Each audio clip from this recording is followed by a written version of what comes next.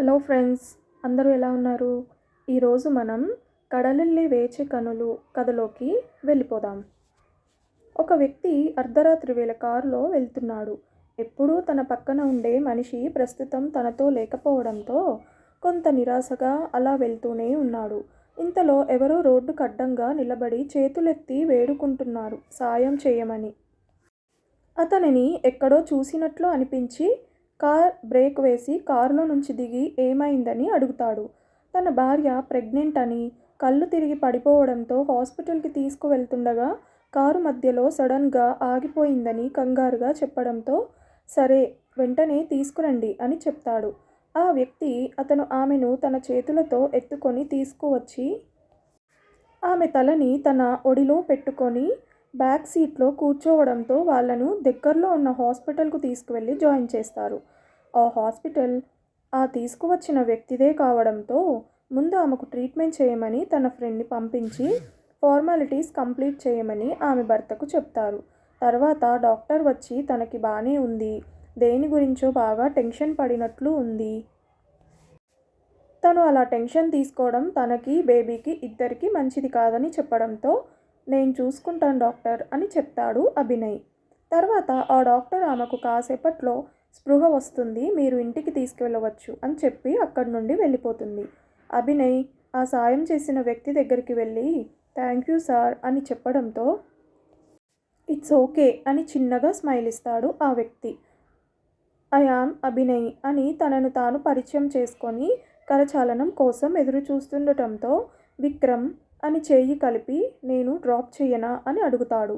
ఆ మాటకి లేదు సార్ డ్రైవర్ వస్తున్నాడు థ్యాంక్ యూ అని చెప్తుండగా నర్సు వచ్చి పేషెంట్కి స్పృహ వచ్చిందని చెప్పడంతో తనని చూడటానికి లోపలికి వెళ్తాడు అభినయ్. ఆ తర్వాత డ్రైవర్ రావడంతో ఆమెను ఇంటికి తీసుకొని వెళ్ళి తన గదిలో పడుకోబెట్టి బయటకు వచ్చి తల్లిదండ్రులు పిలవడంతో వారితో మాట్లాడుతూ ఉంటాడు అభినయ్ తల్లి, డాక్టర్ ఏమన్నారు అభి, దేనికో టెన్షన్ పడుతుందని, అలా టెన్షన్ పడితే తనకి బేబీకి ఇద్దరికీ మంచిది కాదని అన్నారు అని చెప్పి దిగులు పడుతుండడంతో కొడుకు బాధ అర్థం చేసుకొని, కడుపుతో ఉన్నప్పుడు ఏ ఆడపిల్లకైనా అలానే అనిపిస్తుంది, నువ్వు బాధపడకు, నేను తనకి నచ్చ చెప్తాను సరేనా అనడంతో కొట్టి తల్లి ఒళ్ళో తల పెట్టుకొని పడుకొని ఆలోచిస్తూ ఉంటాడు.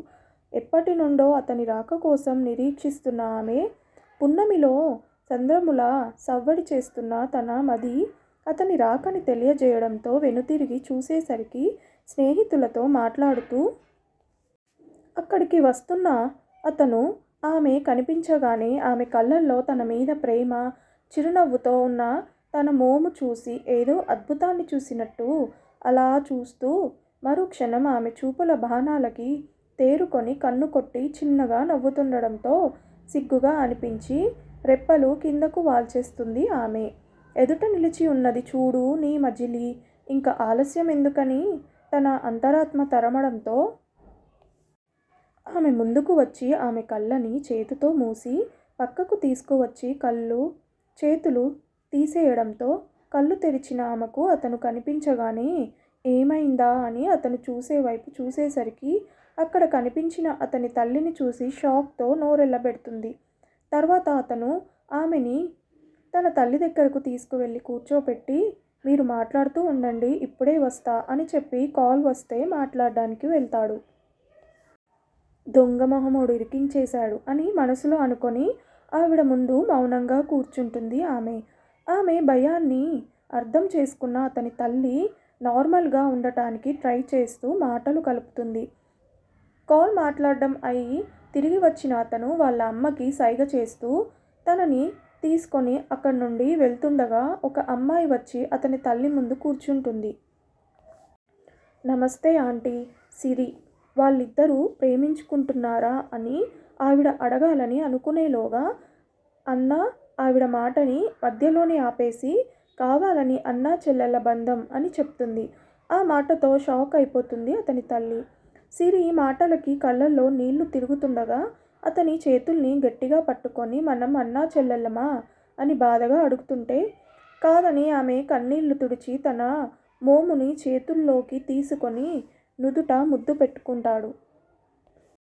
అది చూసి సిరికి కన్నీళ్ళు వచ్చేస్తుంటే తనని ఓదార్చి వాళ్ళ బంధం నీకు అర్థమైంది అనుకుంటా కదా సిరి అని అక్కడి నుంచి వెళ్ళిపోతారు ఆవిడ. ఆవిడ మాటలకు చేసేదేమీ లేక మౌనంగా వాళ్ళని చూస్తూ ఉండిపోతుంది. అంతలోనే అటుగా ఏదో వాహనం వేగంగా వస్తుండటం గమనించిన అతను ఆమెను పక్కకి తోసేసరికి ఆ వాహనం వచ్చి అతనిని బలంగా గుద్దుతుంది. అభి అని అతని వైపు పరుగు తీసి లేపడానికి ప్రయత్నిస్తుంది ఆమె. అతని తలకు గాయం అయ్యి రక్తం పోతుండడంతో భయపడి తన చున్నీతో కట్టుకట్టి బ్లడ్ పోకుండా ఆపే ప్రయత్నం చేస్తూ అంబులెన్స్కి కాల్ చేస్తుంది. అభి, దయచేసి కళ్ళు తెరువు అభి, నీకేం కాదు, ఏం కానివ్వను అని సాయం కోసం చుట్టూ చూస్తుంది. అభికి అలా యాక్సిడెంట్ అవ్వడం చూసి షాక్ అయిన సిరి కాసేపటికి తేరుకొని అక్కడికి వచ్చి అతని పల్స్ పడిపోవడంతో హీ ఈజ్ నో మోర్ అని చెప్పి గుండె పగిలేలా ఏడుస్తుంది సిరి.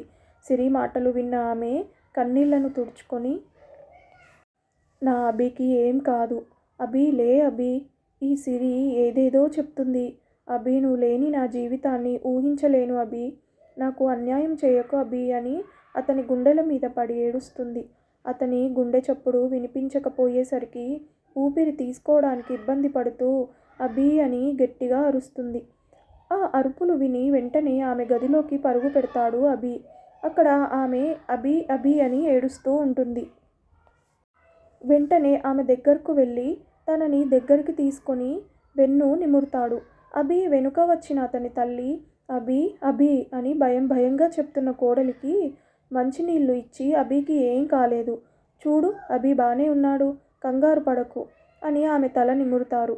ఆమె పరిస్థితికి తల్లడిల్లిపోతాడు అభి. అభి తల్లి మాటలకి కళ్ళు తెరిచి ఆవిడని చూసి కాస్త తేలికపడి మంచినీళ్ళు తాగుతుంది. కడుపుతో ఉన్నప్పుడు పీడకలలు రావడం సహజం. వాటి గురించి ఎక్కువగా ఆలోచించకూడదు సరేనా అని తనకి కొంచెం తేలికగా ఉండే భోజనం పెట్టి మందులు వేసి అమ్మవారి కుంకుమ పెట్టి ఆమెకు తోడుగా అక్కడే పడుకుంటారు అభి తల్లి. కళ్ళు మూసుకొని తనకు వచ్చిన కళ గురించి తీవ్రంగా ఆలోచిస్తుందామె. తనకు వచ్చిన కళ గురించి తీవ్రంగా ఆలోచిస్తూ ఉంటుంది. ఎందుకు నాకు ఎవరెవరో కనిపిస్తున్నారు, అభి కాకుండా మరో వ్యక్తి కనిపించాడు, అతను ఎవరో నాకు బాగా కావలసిన వ్యక్తిలా అనిపిస్తున్నారు, అతని తల్లిని కూడా ఎక్కడో చూసినట్లు అనిపిస్తుంది. అసలు ఆ సిరి ఎవరు, ఏ సంబంధం లేకుండా పదే పదే ఇలాంటి కళలు ఎందుకు వస్తున్నాయి, కొంతకాలంగా ఇదే కళ నన్నెందుకు వెంటాడుతోంది అని ఆలోచిస్తుండగా మందుల ప్రభావం వల్ల మత్తుగా అనిపించి నిద్రలోకి జారుకుంటుంది.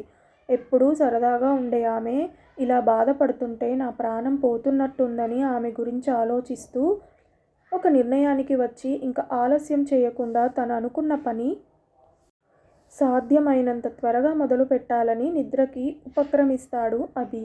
రాత్రి ఆలస్యంగా నిద్రపోవడం వల్ల మరుసటి రోజు ఉదయం లేటుగా నిద్ర లేస్తాడు అభి. ఆ రోజు ఆదివారం కావడంతో తను అనుకున్న పని మొదలు పెట్టడం కోసం బయటకు వెళ్తాడు.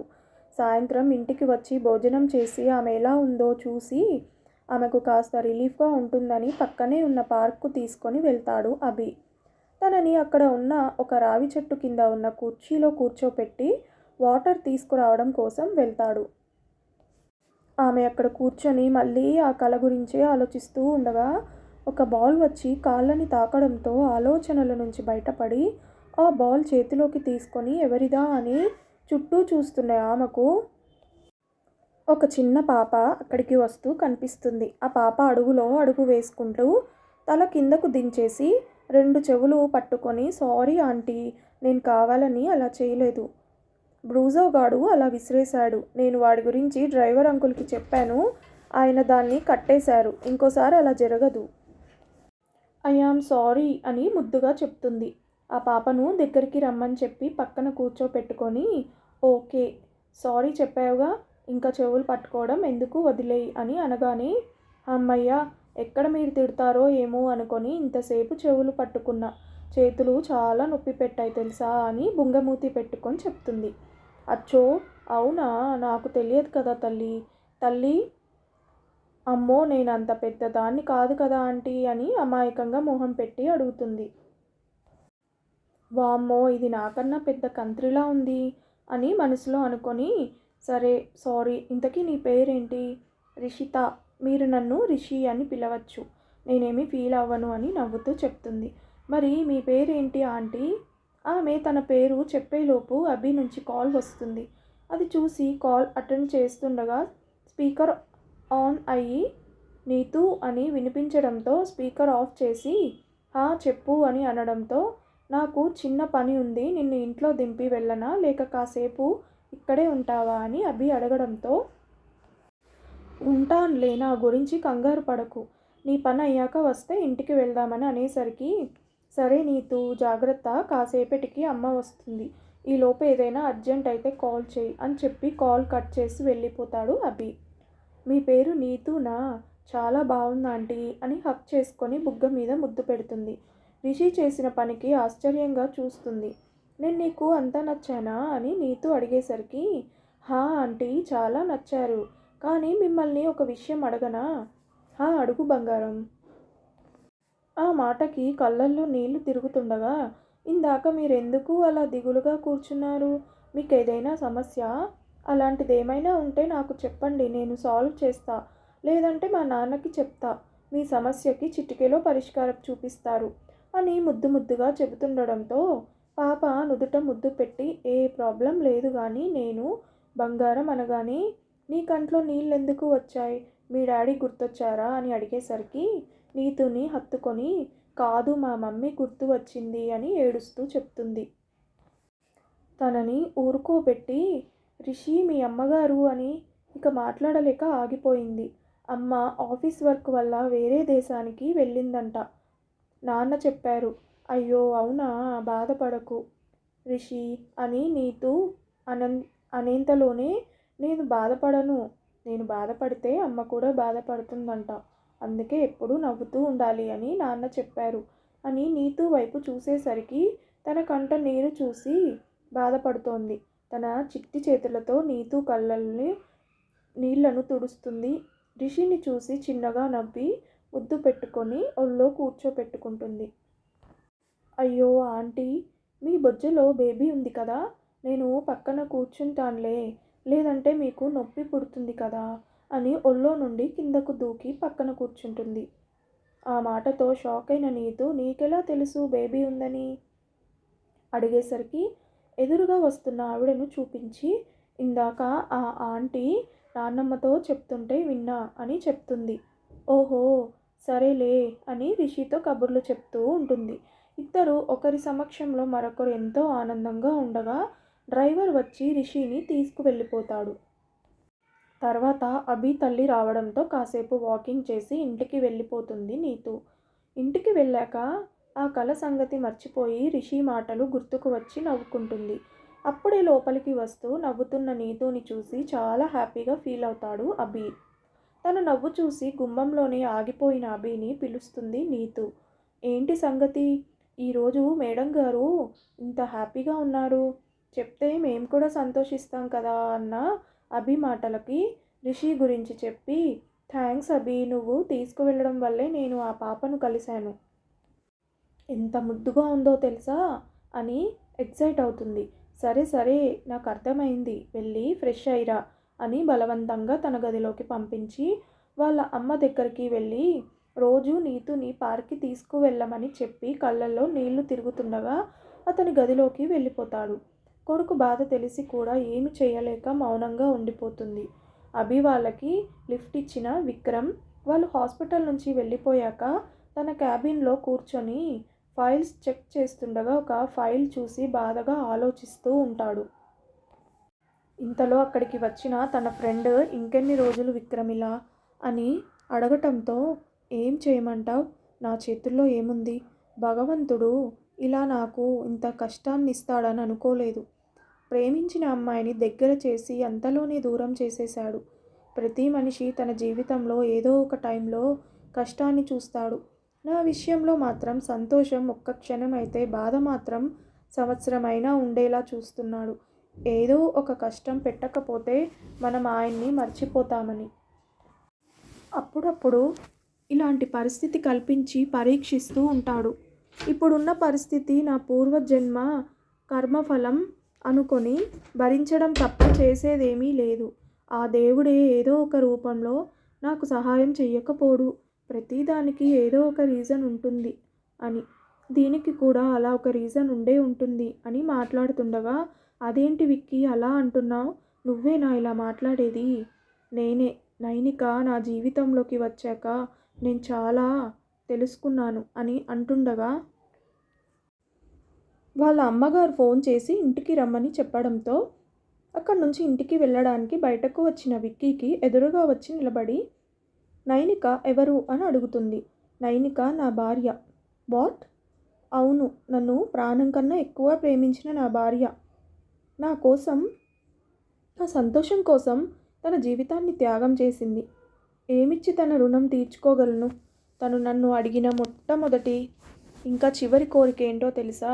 నా ప్రేమని తిరిగి నా జీవితంలోకి ఆహ్వానించమని. ఏం మాట్లాడుతున్నావు విక్కీ? నైనిక నీ భార్య ఎలా అవుతుంది? నీ ప్రేమ, నీ ప్రాణం, నీ సర్వస్వం అన్నీ నీ భార్య నిక్కీ కదా. మీ పెళ్ళిలో కూడా నేను చూశాను. ఎంతో సంతోషంగా పెళ్లిపీటల మీద ఉన్నారు కదా. తర్వాత నాకు హాస్పిటల్ నుంచి కాల్ వస్తే వెళ్ళిపోయాను. అంటే ఆ రోజు మీ పెళ్ళి జరగలేదా అని అడగడంతో, లేదు. మరి నైనిక ఎలా వచ్చింది? అది కూడా నిక్కీ స్థానంలో అని అడిగిన ఆమె విక్రమ్ చెప్పింది విని షాక్తో నిలబడిపోతుంది. తర్వాత విక్రమ్ ఇంటికి వెళ్ళి ఏమీ తినకుండానే తినేసా అని తల్లికి అబద్ధం చెప్పి తన గదిలోకి వెళ్ళి బెడ్ మీద పడుకొని ఎదురుగా ఉన్న ఫోటో చూసి, అందున ఈరోజు తన ప్రేమ బాగా గుర్తుకు వస్తుండడంతో తను దూరం అవ్వకముందు జరిగిన వాటి గురించి ఆలోచిస్తూ ఉంటాడు. గుడ్ మార్నింగ్ అని బెడ్షీట్ పక్కకి లాగేసి ఇంక లేవండి అని నిద్ర లేపుతోంది నిక్కీ. ఒక 10 నిమిషాలు బంగారం ప్లీజ్ అని అనడంతో, సరే మీ ఇష్టం, నాకు ఆఫీస్కి లేట్ అవుతుంది బాయ్ అని బయటకు వెళ్తున్నా నిక్కీ.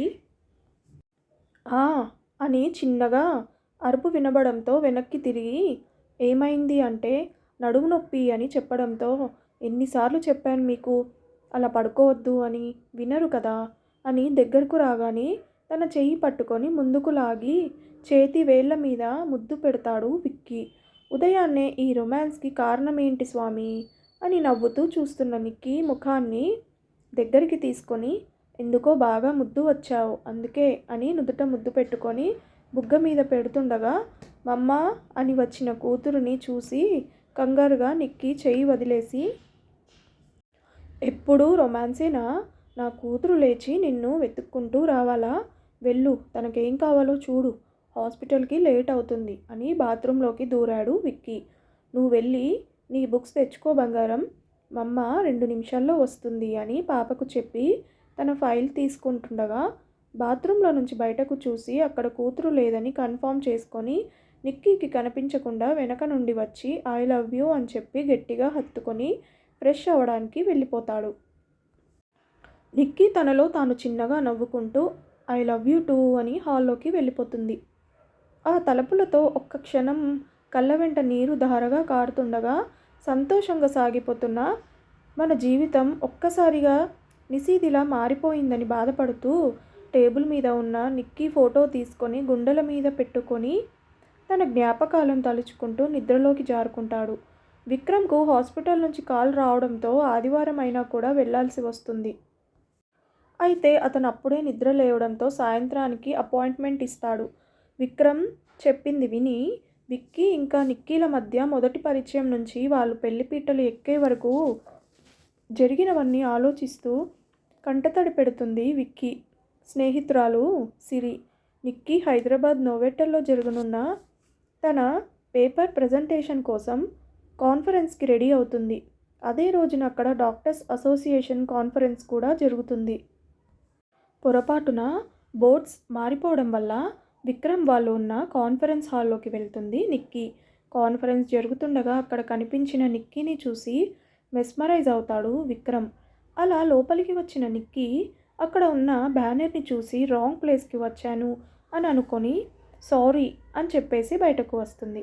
తన గుండె వేగంగా కొట్టుకోవడం గమనించిన కాన్ఫరెన్స్ టెన్షన్, పైగా ఇలా రావాల్సిన ప్లేస్లో కాకుండా వేరే దగ్గరికి వెళ్తే ఇలాగే ఉంటుందని అప్పుడు అంతగా పట్టించుకోలేదు. విన్నారు కదా ఫ్రెండ్స్, ఈ కథ గనక మీకు నచ్చితే ప్లీజ్ సబ్స్క్రైబ్ చేయండి. దీని తర్వాత భాగాన్ని మరొక వీడియోలో తెలుసుకుందాం. Thank you so much for watching this video.